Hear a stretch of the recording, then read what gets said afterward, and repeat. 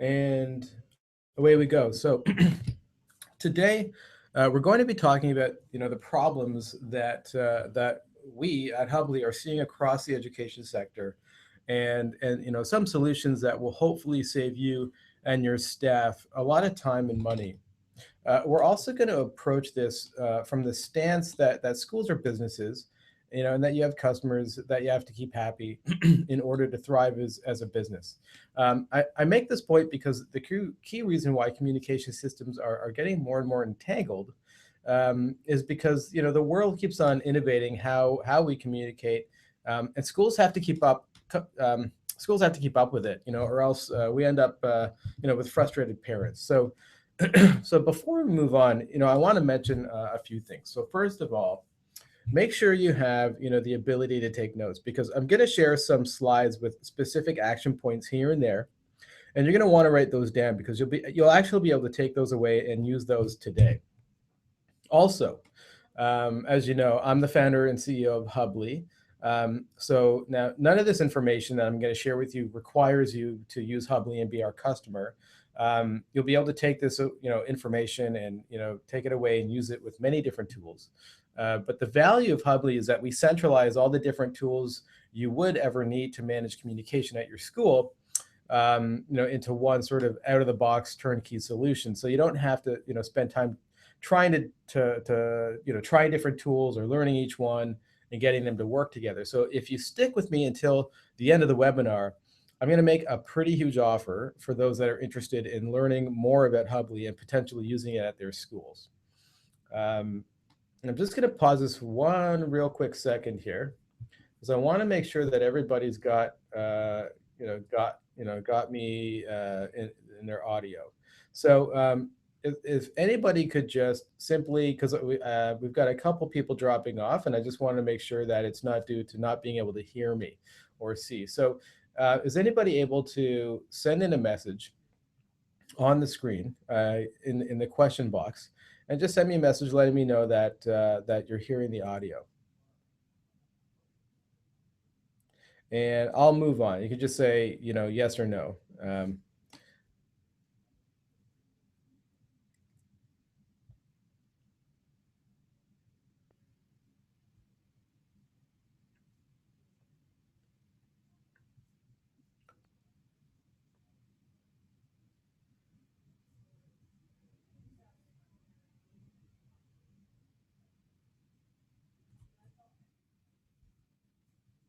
We'll start up again.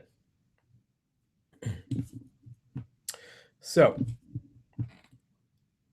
every school that we talk to uses around 20 different communication or management tools and systems, right? So many of these schools or systems take at least 2 hours per month to manage, and in addition to that, we find that when we walk through the day-to-day lives of school staff, we can usually calculate approximately 50 hours per day being spent on just basic remedial paper management. So when we ask those schools like how much they spend on paper, printer ink, postage, per month, it generally lands around $2,000. So that's quite an expense. 2,000 a month. That's quite a lot. Modern technology has proven to be both a great advantage, and equally a large disadvantage, actually, when it comes to communication between parents and your school staff. So, besides always being connected via cell phones, schools can actually choose, to send communications via text, email, Skype, FaceTime, direct message, plenty of different platforms like Facebook, WeChat, WhatsApp, the list goes on and on. We're instantly connected to parents on multiple communication levels as soon as they sign up, and enroll the child. So we can stay in touch and get in contact at a moment's notice. So all of these outlets really should make it super convenient to relay information, but it's actually much harder to communicate with parents than it ever has been. And I know that might sound a little bit like an oxymoron, but if you think about it, having all of these communication methods means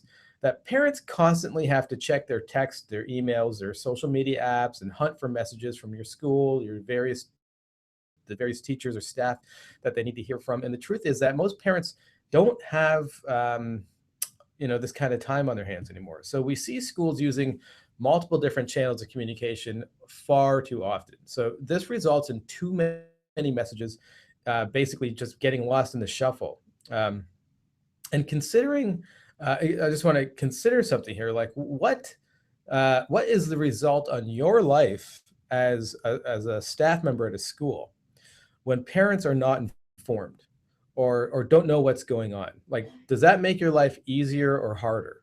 So I just want to ask a question to everybody. Um, so I've opened up the chat tool here. You can just go ahead and type in your question. Please let me know how many tools your school uses to manage communication and information between the parents and the school. So think about all the different ways you need to communicate. How many different databases have to be maintained manually, right? And how much time does it take monthly? So we're going to wait for a couple of responses on that. And I'm just going to pause this one more time while the responses come in.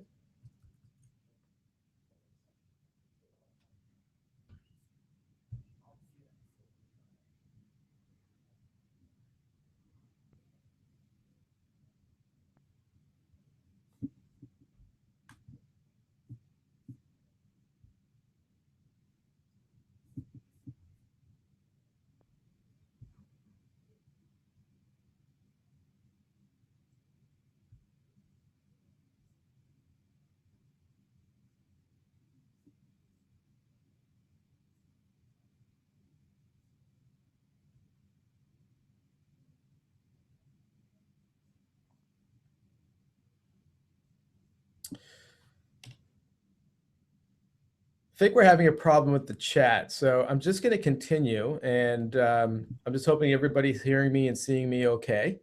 And if not, well, this will be recorded and it'll be sent out to you afterwards anyways.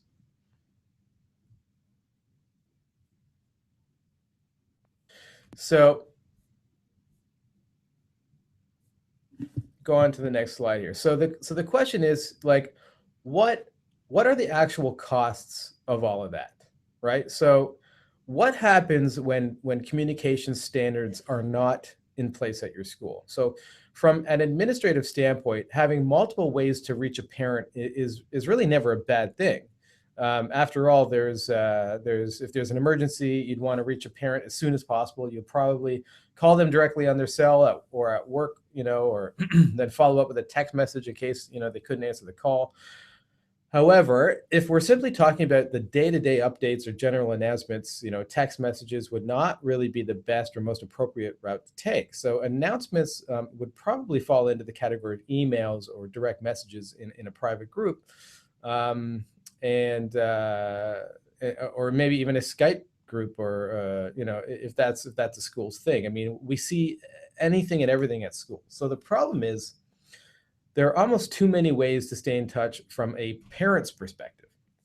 So if your administrative staff uses a few communication channels and each teacher prefers using other ways to stay in touch, parents may have to adapt to using as many as 5 or 6 communication styles, if that's how many teachers or their child has each year. So if a parent has more than one child, you'd have to double or triple these communication styles. So when parents have to learn each teacher's communication preference on top of your school's communication preferences, you're left with, confused and oftentimes frustrated parents, frustrated, to say the least, irate sometimes. So parents want to stay in touch, but having to juggle all these different styles can really make them feel actually further out of touch.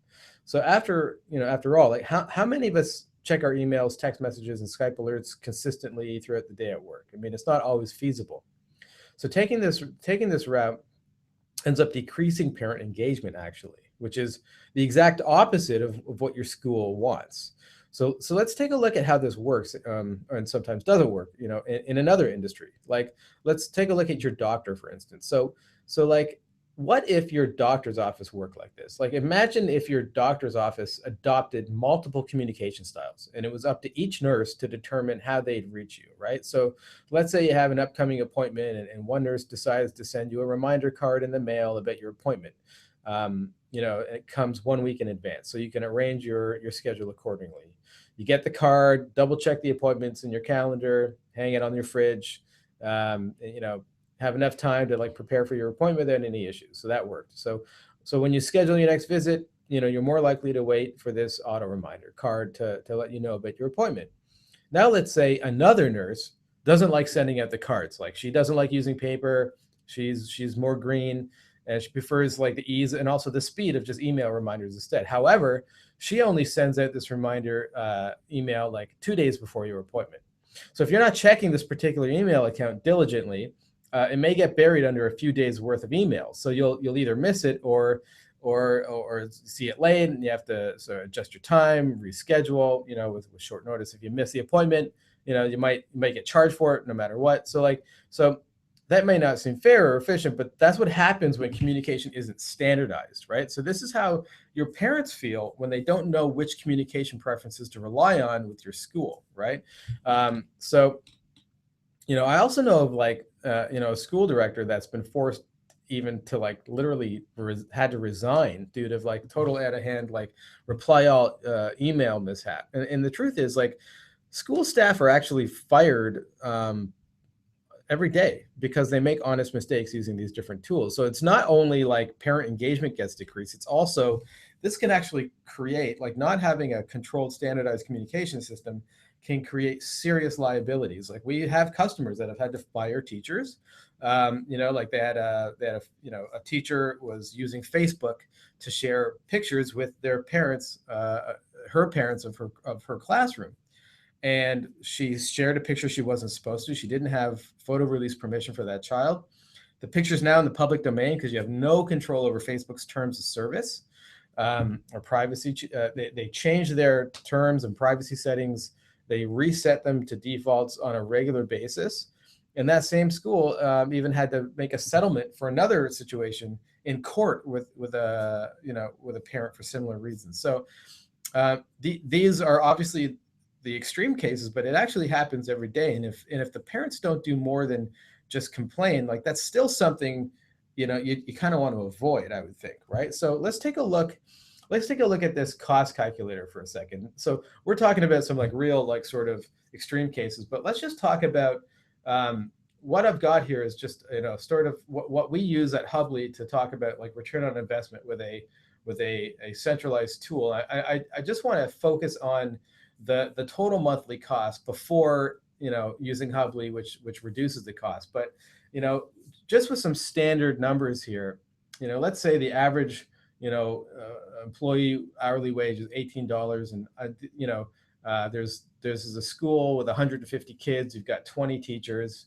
The estimate number of hours spent by each staff member per month on the following activities, like onboarding new students, invoicing, issuing communications to parents, managing and collecting forms, and managing information between software applications.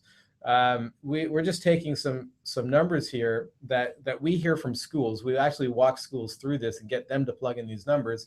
This is pretty standard what we see, and we actually see for 150 kids a monthly cost of upwards of almost $70,000 with these basic assumptions. So if you can do, I mean, you don't have to use Hubli for this, but if you use a tool like Hubli, or if you're able to sort of centralize and reduce the time going into these different activities, let's say, by a third, you could be saving, over $20,000 a month just by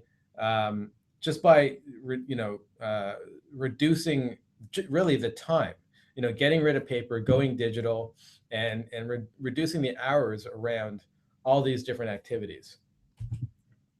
One thing I want to say is that I see almost every school we talk to is a really gross misuse of email. So like email is this like thing that kind of is almost attached to everything. And I just want to suggest that like you should really never, ever, ever, if you're communicating with a group of people or trying to manage anything, don't use the reply all feature. So, I spoke to one lady recently that said she had to reschedule a meeting, and it took like 45 minutes just to simply look through this like spaghetti like email thread and figure out who could or couldn't like make the multiple different proposed times by each person. She was actually a PTA leader, and she like, it's just like they had to reschedule the meeting, and it's just like you get these reply all threads back and forth, and every different email app organizes them differently, and there's no consistency, and it's impossible to see who said what and when, and I can do Tuesday and I can do Thursday, and you don't it's like, when did that come in? It's a mess. So it's so time consuming. And I really just I want this picture to actually sink in, because I can't stress this enough. Just every time you go to hit reply all to a group email thread, I want you to think about this poor little kitten running away for his life, because I hope that this vision, this cute little guy that's about to bite the dust, I hope it deters you from using reply alls. There are much better ways for group communication, and this is something that every school really, really needs. And it's actually one of the core features of Hubli, but this is something that you can get out of various different tools as well. And it's a group. It's a kind of a social group thread. Facebook groups are similar to this as well. They're much better for group conversation.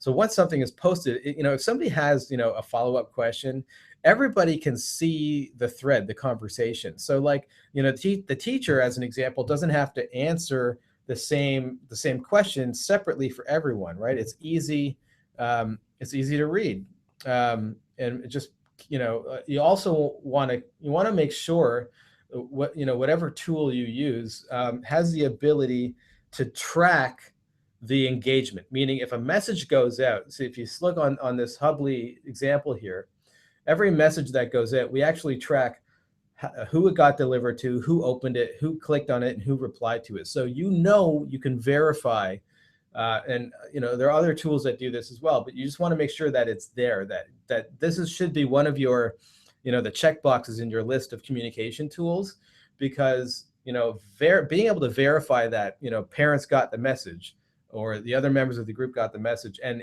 with Hubli you can actually click on that and see the list of exactly who it was. That gives you that sense of accomplishment and relief, that like you don't have to chase after them and verify and confirm with them that they got it. They send it, the system tells you if they got it or not. That's the type of experience you want to have with communication. Notifications oftentimes can replace ever having to send them a separate manual email for the same notification. So like you want to make sure that any system that you use, like Hubli or Facebook or Twitter, that has the option to send out notifications. Now, parents will generally be able to turn off the notifications, but the benefit actually of a system like Hubli is that it's built specifically for the needs of a school rather than Facebook, which is kind of like for everybody. And you have the authority, we know that the school has the authority to, like, if they need to, override those settings when something's urgent. So we know that, like, as a school staff, sometimes you need to say, you know what, this is urgent or an emergency, and we have to send this out. So no matter what the parents' sort of general preferences are, it'll override those. Lost my presentation. Let's just go back. There we go. So newsletters. Newsletters are it's another feature that Hubli has, but of course you have the same thing from Constant Contact or MailChimp or Mad Mimi. There's a whole plethora of different newsletter tools out there. They more or less all work the same way. It'll give you templates to start from, and you can easily drag and drop design or whatnot. Hubli has the same thing built right into the groups as well. But what I want to talk about is not what tool to use or how it should work, but what should go into your newsletter, right? No matter what tool you use, right? There's a time and place for newsletters, but if you're using groups, or other tools the right way, those notifications that we were just talking about, they should be taking care of the majority of your day-to-day announcements and updates to parents. Newsletters are really best used for less frequent communications that can talk about your school on a higher level. So if they're not bogged down with like the day-to-day details, it'll allow you to write much more engaging and targeted newsletters that will be kind of like a value add for your parents, or very importantly for your prospective parents, right? So they should be focused on more on parent education, giving them tools and understanding that they can use maybe at home with their kids or in their other day-to-day, life experiences. So your newsletter can now become a, this value-added content from your school that actually, gets that instead of something that just kind of just sends parents all these boring details that just kind of gets dodged and ignored. So this is an example of Hubli's newsletter designer, right? So like I said, it's the same as any other one, but you just want to make sure that your whatever tool you use, again, it's tracking the engagement, right? And that's important too, because if you start testing different forms of content, you want to actually see like, hey, once we started writing these types of newsletters, more informative or educational, rather than like, school details and calendar events, we want to know like if it actually started getting higher engagement. You can actually test things.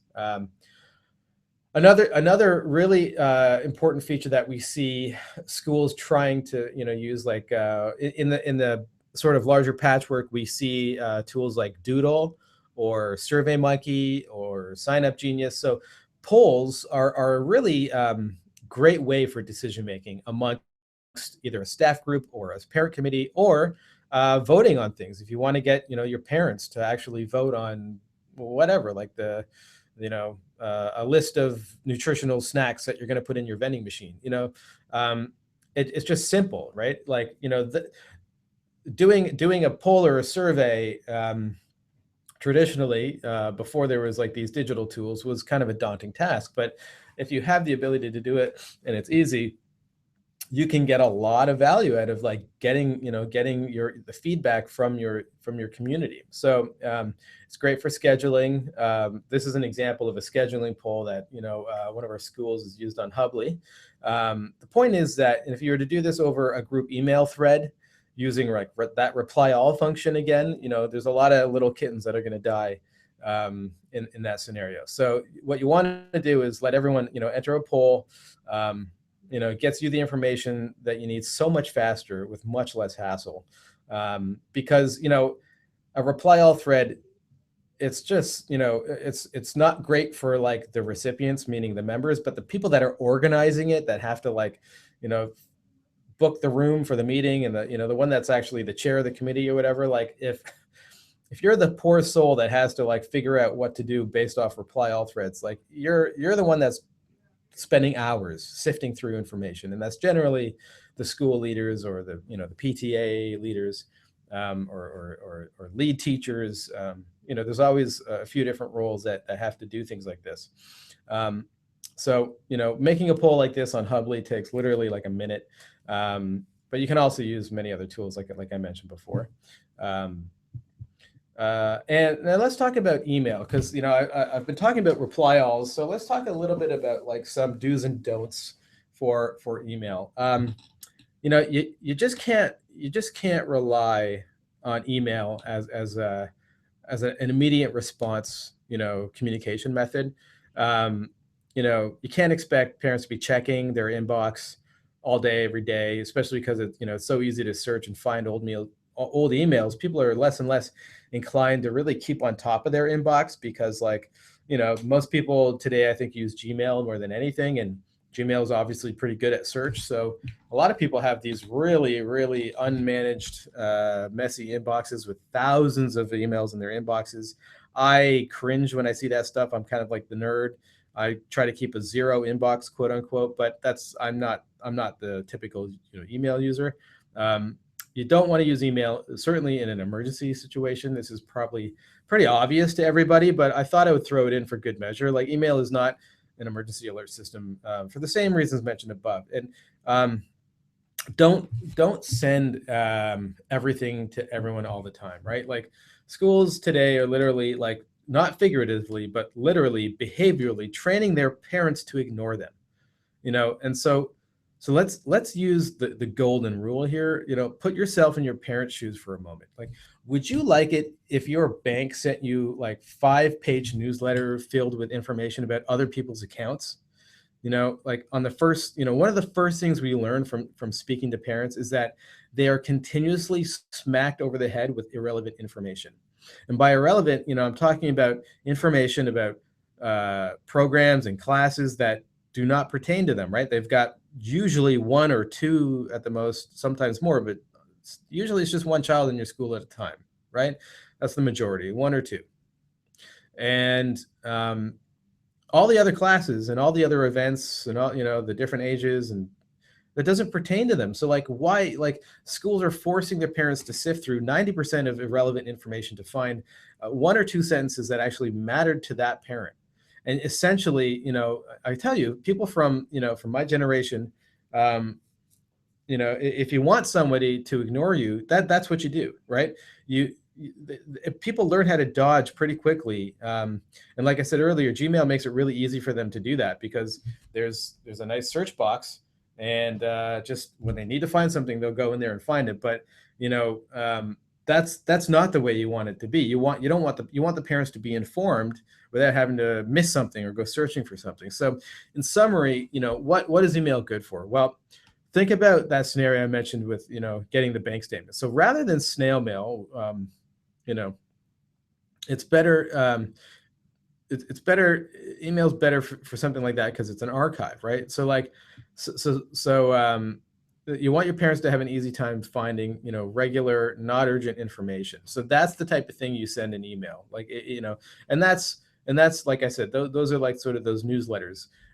You want a system like Hubli, or a patchwork of other tools that Hubli combines to handle the more specific day-to-day sort of boring details. You want those to be sent out to parents on a more bite-sized basis, right? So, like, something that Hubli does really easily is it gives you the ability to send, like, you put parents into communication groups, so they're only getting like, here's a new event, boom, it gets them. It's a small bite-sized message informing them of something new. It's always 100% relevant. It's always generally small, bite-sized, and in real time. And that's what parents, that is the behavior of communication today. The most used form of communication by over 80% is text messages. Okay, why?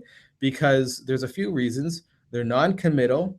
You don't have to, like, schedule a call. You can just send a message to somebody and they get it, right? It doesn't go to spam. It goes to them. They get that text message, and it's capped, right? It can only be so big.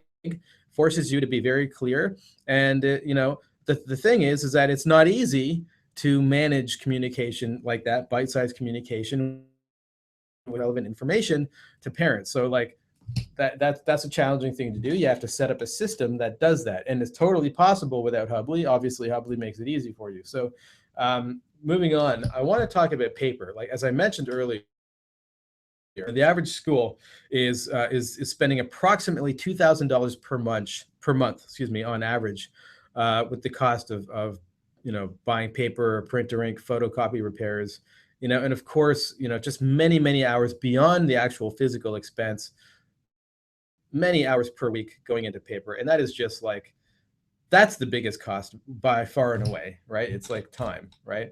So your form should be digital. So this is an example of just a quick little digital form you can whip up on Hubli for like a field trip, where the parents can sign it digitally, and they can even pay, enter credit card information or pay through an account that's created on Hubli. But there's other tools that do this: Typeform, Google Forms, Gravity Forms if you've got a WordPress site. Like, there's woo-foo forms. Again, individual tools are endless. Um, and, so I just want to talk about a little case study. So we have this school, Santa Cruz Montessori, and they sent out a parent packet. They used to do this physically by paper. So they would literally send a stack of like 20 sheets of paper out to everybody. And it would basically, take weeks and weeks and weeks to manage, right? And thousands of dollars to send out with the postage. But the hardest thing really was, if the parents don't love it because they're thumbing, they get a stack of like 10 forms, 20 to 30 sheets of paper, and then they're also like basically having to sign and their information over and over and over again, and that's not a whole lot of fun, right? So like it's not so it's not great. Oh, and I just want to thank everybody for I'm seeing the message now. You can hear the audio. That's very helpful. I'm glad I haven't been talking for 30-40 minutes here for no reason. Thanks guys, appreciate it, team. Um, the parents don't love it. It's time consuming, it's frustrating, and they also don't like the fact that there's so much paper, just because people are obviously trying to get away from using paper. This particular school community is fairly green, and they've been pushing the school to go digital. So but that's one reason. But on the other side, when all that paper comes back in, who has to make, like, what do you do with all that information? Somebody literally would spend weeks typing the content, like the paper form data into a spreadsheet, and like weeks, because and who did it? A parent volunteer or staff. Like, this is expensive time, and there's no reason for that, right? Like a good digital form tool, first of all, the parents wait, like it's so much nicer because if there's a system like Hubli as an example, their information is stored. They don't even have to fill out most of the fields because it's the same people they've logged in, and it just auto populates most of the fields. And then when that data is submitted, it's automatically organized for you in a digital system, which you can scroll and search through. So when you're dealing with a digital form provider, like, they'll organize these entries for you so that you can, basically look at them as if you're in a spreadsheet rather than manually typing them into a spreadsheet. Finding something, through a simple search field or a sort function, rather than thumbing through thousands of stacks, thousands of sheets of paper, is much more preferable. And this is just an example of like, the Hubli student page where, this is Leora Landon, that's my cute little daughter. And this is her page, and like any form that's been submitted regarding Leora, whether it's a teacher form or parent information, anything is all organized like a digital filing cabinet under that child. So it just makes finding and searching dead simple, and you can export that into Excel. You can print them off, whatever you need to do, just to keep your life easier. So up until now, we've been talking about internal communications and management, but I want to shift to external, right? How do you effectively communicate with potential parents, right? So like, most Montessori schools today want to increase their enrollment numbers, but not every school can afford a dedicated employee to sell their school's good qualities. So and even if you could, finding a good person to do that can be challenging. So when set up properly, your school's website can actually knock out the task of teaching parents more about your educational programs while also increasing student enrollment. So of course, your website works 24 hours a day, holidays, late nights, and when your school is closed, parents actually will have important information when it's like really convenient, on their time. So this website should be, should be a great location for connecting with potential parents, right? So another way to think about your school's website really is like a billboard. It's like an online billboard. Like I often give this analogy when people when helping people understand what Hubli's web hosting and search engine features can do for them. So just as a FYI, we offer that on top of our core product. and everybody knows they need a website. And I don't think I've ever met a school that doesn't actually have a website. But what I find is that most school directors or just school managers, leaders, or owners like don't quite understand what their website is actually meant to do for them, or what it just can do for them if used, in an optimal way. So a couple of things I wanted to talk about here, a few rules regarding your website. So rule number one is, is to be writing often and consistently. Okay, so like on your website. So we're really talking about a blog at this point. So aside from having good, nice copywriting done on your static pages, those don't change. Those aren't dynamic, right? But once parents see that your school's blog is the best way to learn more about your school, they'll be more likely to do so. So your blog is actually, if you have one or don't have one, I'm not sure. Most schools have a blog, although they usually, honestly, and I don't mean to sound rude, they usually have no idea actually how to use it to their advantage. But Hubli gives you a blog right out of the gate. That's just another one of our tools.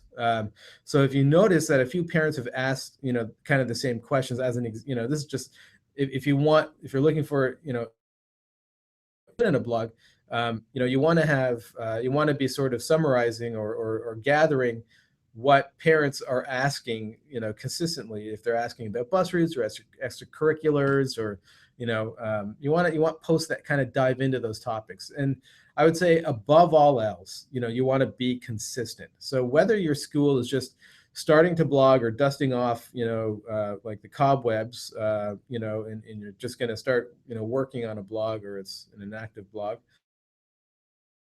One of the biggest things to keep in mind with blogging is consistency. So it's really one of the most important elements of marketing in general, which really is about trust. Trust is really built with consistency, and I know that educators understand that. It's the same thing with online marketing to your potential customers. Now, this doesn't necessarily mean you need to post every day on your blog for this to work. Rather, you need to create a posting schedule and just stick to it. So like this could be every other week, start out gradual, increase as you get the hang of it.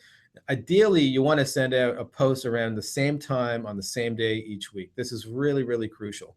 By creating this consistent schedule, parents will come to expect an update, and they'll be eager to see what's in store every week, as long as your blogs are, worth reading, right? So posting regularly will establish your school as a trustworthy authority, and which is a reassuring distinction, for new parents and existing ones. And I want you to think about that. Like how bad would it look if a parent was to go to your blog and see articles in a sporadic timeline, like one this month, two the next, none for 3 months after that?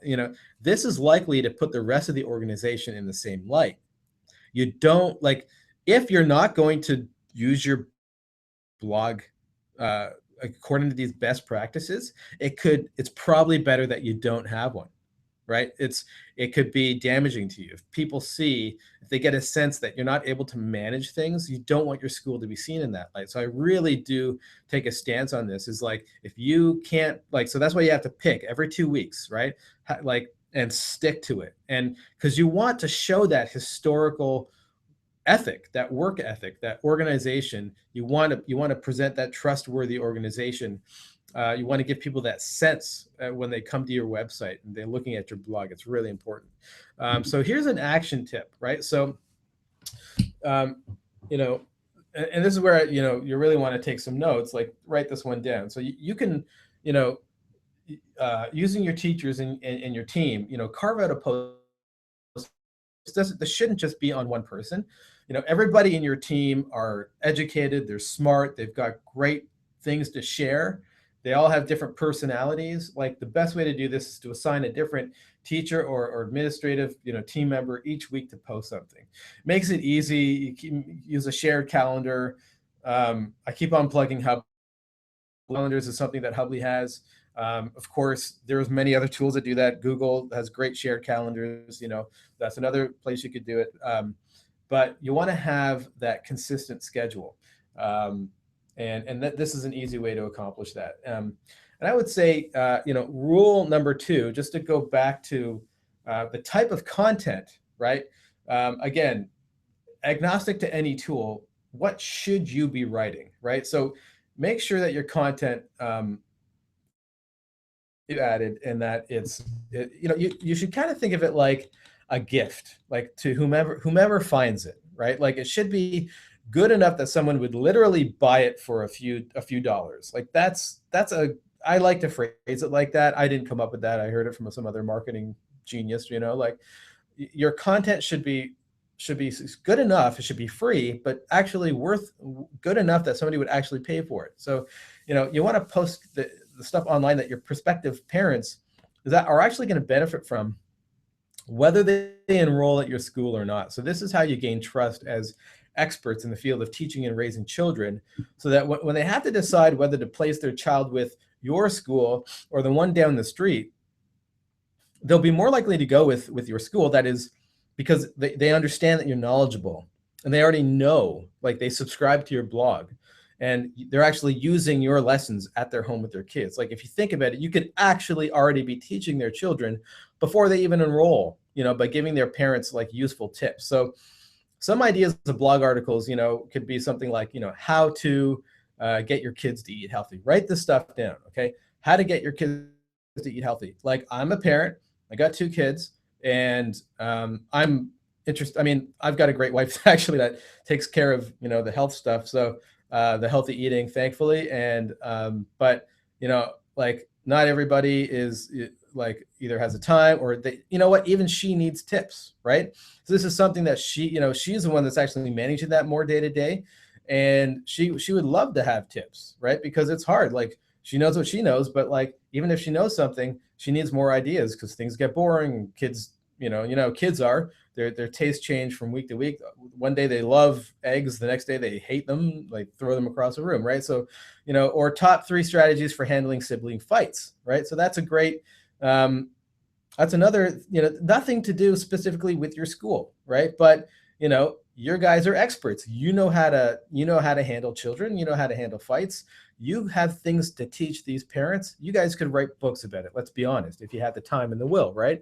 So this is like a little bit of that, and if you spread it across your staff, you could actually have as much content as a book. And as a total side note, I just came up with this idea, total freebie.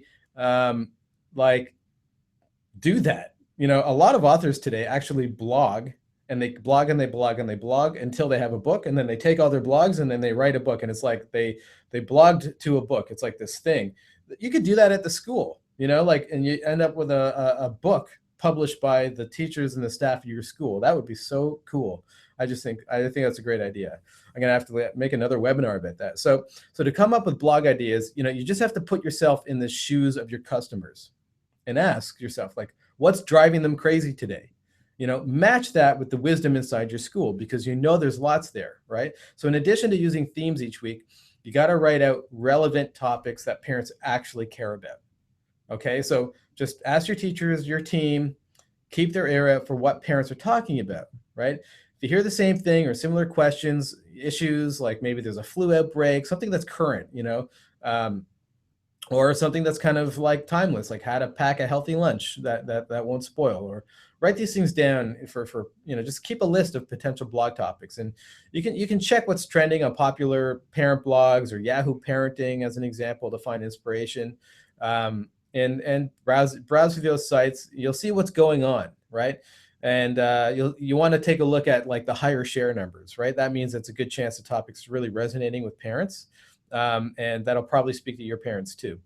And of course, you need to make sure that that the context makes sense for your school and the message you're trying to convey. So I know that sounds obvious, but just remember that you don't want to post something just for the sake of getting something out there. That can hurt you as well. So I really, again, if you don't have something that you believe is like good,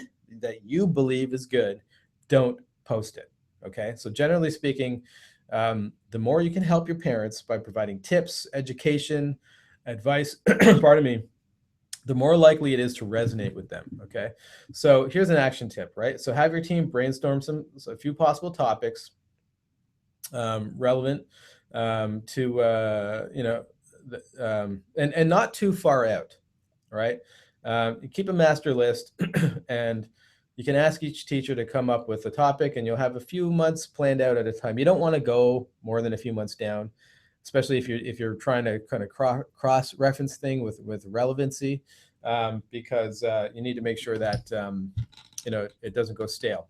And I also want to say, in regards to your website in general, your website design should be just, don't try to win any website design awards with your website. I'm sorry. Like, I see this too many times. I see schools spending literally $30,000, $50,000 on some incredible website that has like the hottest new JavaScript on, actions on the front side of things, and it's like so cool. And it is such a waste of money. It doesn't do anything for your business whatsoever. Your website has to be professional looking. It has to offer a sense of trust. But the most important thing, it has to be so simple for parents to understand how to, well, not just how to get in touch, but how to get in touch is really important for those prospective families. But just how to, you want them, whatever the goal of every web page is, you want it to be incredibly easy for them to accomplish that goal. So I've got this super simple Google search page here to make a point, right? Like, when you go to google.com, you know what you're supposed to do, right? You want your parents, especially your prospective parents, to have that much clarity when they find your website and they want to get in touch with you, right? You want it to be this simple. Now, if you really want to simplify parent communication, workload, you're going to want to set up some automation to handle the tasks you repeat on a regular basis. So I'm just going to go through this. What this is kind of like a diagram of, this is something that Hubli does out of the box. And the reason why this is now is because we've talked about internal communication and external communication. This kind of bridges the two. And this is something that, there's a lot of tools out there that do it. It's basically called marketing automation. That's kind of like the industry term. There's tools like HubSpot or Infusionsoft or Salesforce, like these really kind of snazzy CRMs that have marketing automation add-ons. But you're talking about, pretty expensive tools that are not really built specifically for schools. So, as an example, like just the type of automated workflow, like let's take an enrollment process, right? So let's say, you got this good website. It's well designed, and parents are finding it. Prospective parents are finding it because they did a Google search for Montessori schools in Palo Alto, as an example, right?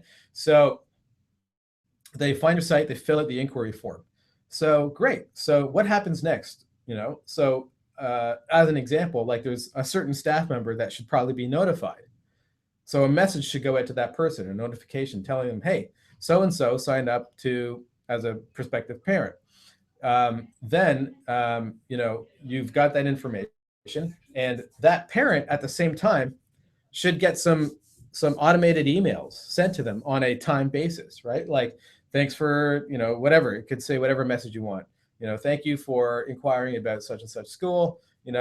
Somebody's going to follow up with you in a week or in a day, or we'll get right back to you. And then, you want reminders to be set as well.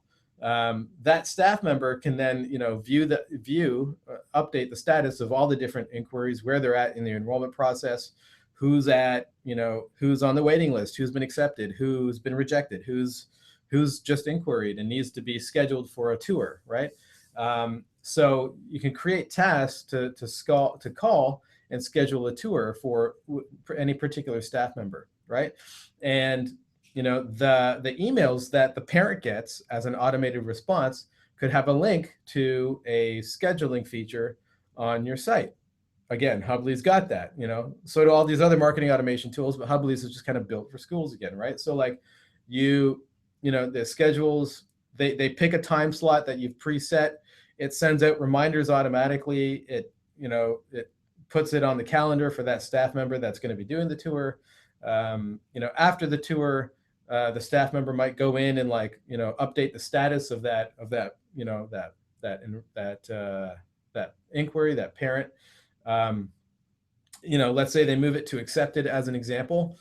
that could automatically kick off an acceptance email that is merge tag and has beautiful branding on it and says, congratulations, Bobby has been accepted, and then leads them to the enrollment form, which they have to fill out now.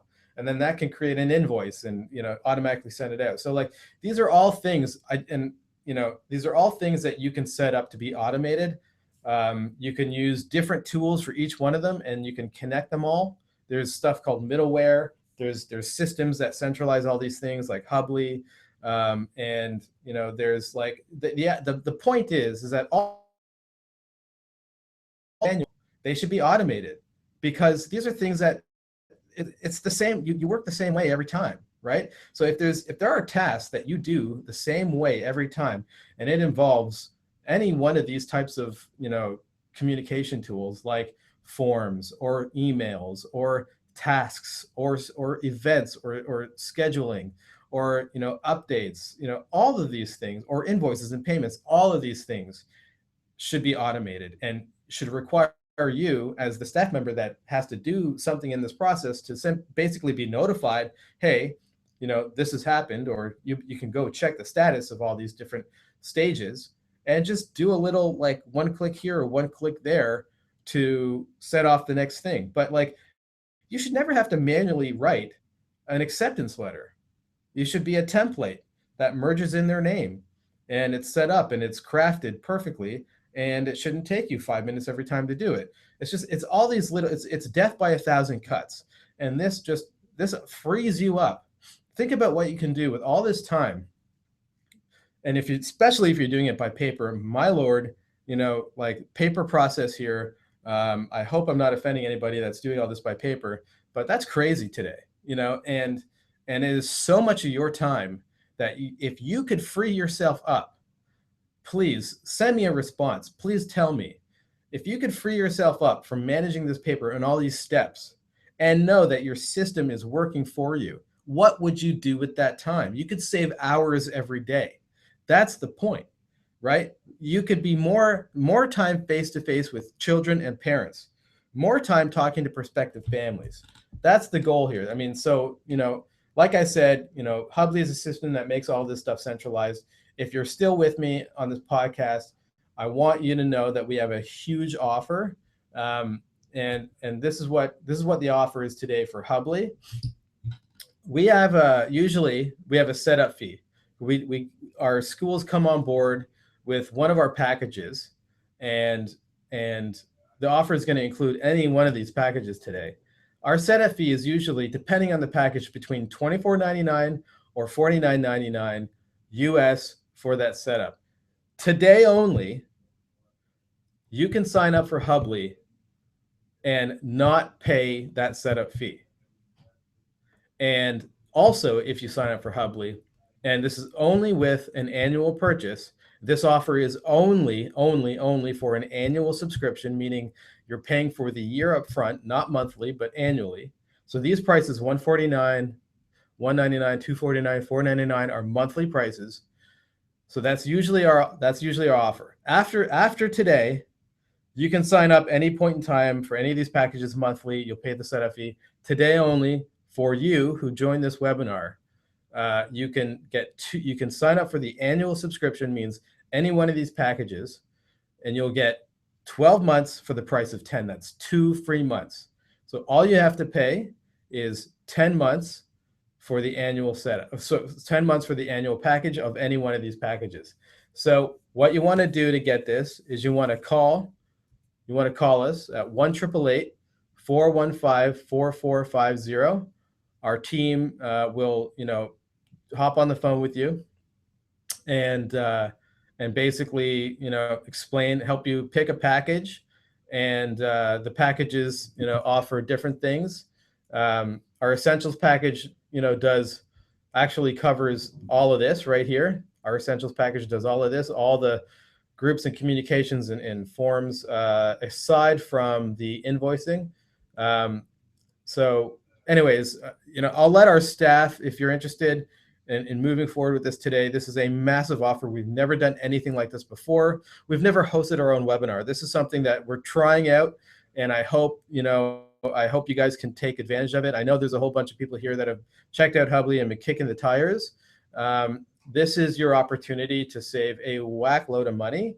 And if this is a, if this is, we're doing this as a trial ourselves, so if this is a, if this turns out to be a good thing, we'll probably do it more often, but who knows?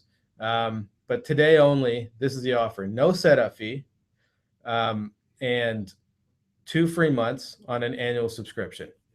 So that's 12 months for the price of 10. And again, this is our contact information, 1-888-415-4450, or come to hubli.com. And, when you get on the phone with them, just tell them that you're in the webinar today, and they'll know about the offer. And I want to thank everybody for, for joining me today. It's really exciting. The response that we got from everybody is it's very, I'm honored to have so many people here in the webinar today. And we'll wrap it up. And please do follow up if you have any questions for me. I'm Jono, Jono @hubli.com. That's HUBBLI.com.